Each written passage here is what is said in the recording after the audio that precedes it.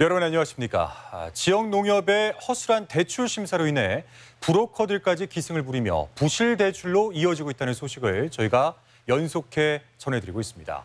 자, 핵심은 부동산 계약서를 허위로 작성해 이 대출 금액을 부풀린다는 건데요. 최근 논란이 된 김제지역 농협 8곳의 공동 대출에도 이런 허위 분양 계약서를 걸러내지 못하고 대출이 실행됐던 것으로 드러났습니다. 심지어 일부 직원은 아예 공모에 가담한 정황이 드러나면서 지역 농협이 부실 대출의 표적이 되고 있습니다. 허연호 기자입니다. 88세대 규모로 지어진 군산의 한 빌라. 착공한 지 4년이 지났지만 방문도 제대로 달려있지 않은 데다 여기저기 연결되지 않은 전선이 노출돼 있습니다. 전기도 들어오지 않고 수도도 나오지 않아 사람이 살 수 없는 모습입니다. 시행사 측은 분양도 거의 되지 않아 가치가 의심되는 이 건물을 담보로 도내 농협 8곳으로부터 100억 원이 넘는 대출을 받았습니다.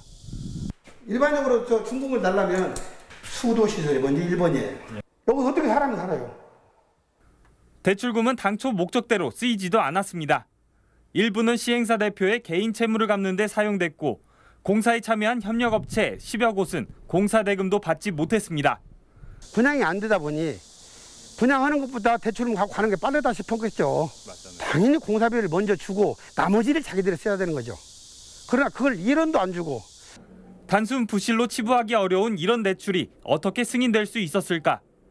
대출에 참여했던 한 지역 농협에 대한 감사 결과를 보면 허술한 심사 과정이 적나라하게 드러나 있습니다.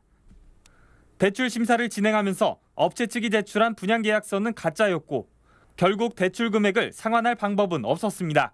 대출심사위원회의 승인을 거치게 돼 있고요. 절차가 한 단계나 두 단계가 더 있는 거죠. 외부 감사나 원래 상임이사 중에 한 분이 같이 할 수 있는 경우거든요. 이뿐만이 아닙니다. 무주농협의 사례에서는 아예 매매계약서를 위조해 대출 금액을 부풀린 경우도 있었습니다. 시중은행에서는 일어나기 힘든 일이라고 금융권 관계자들은 말합니다. 목적에 맞게 대출금이 쓰였는지 증명해야 하는 데다 계약서대로 거래가 이루어졌는지 등기상 소유권 이전 여부는 물론 매매 여부를 보증할 중개인이 있는지까지 본다는 겁니다. 대출 실행 여부도 전문 심사역을 본점에 따로 두는 등 2중 3중의 제어 장치를 가동하고 있습니다.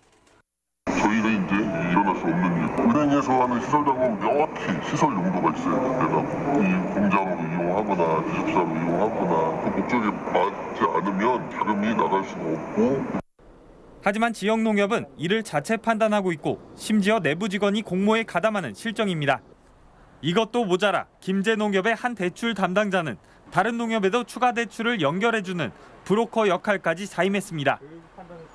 취재진이 입수한 시행사 내부 자료를 보면 대출 담당자와 업체 대표 사이에 수천만 원대의 금액이 여러 차례 오간 정황이 담겨 있습니다.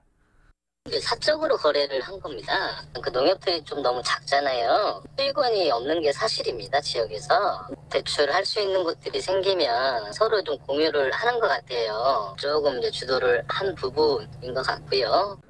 결국 부실한 대출 심사 절차에 일부 농협 직원들이 공모에 나서면서 지역 농협은 부정한 대출의 온상이 되고 있습니다. MBC 뉴스 허연호입니다.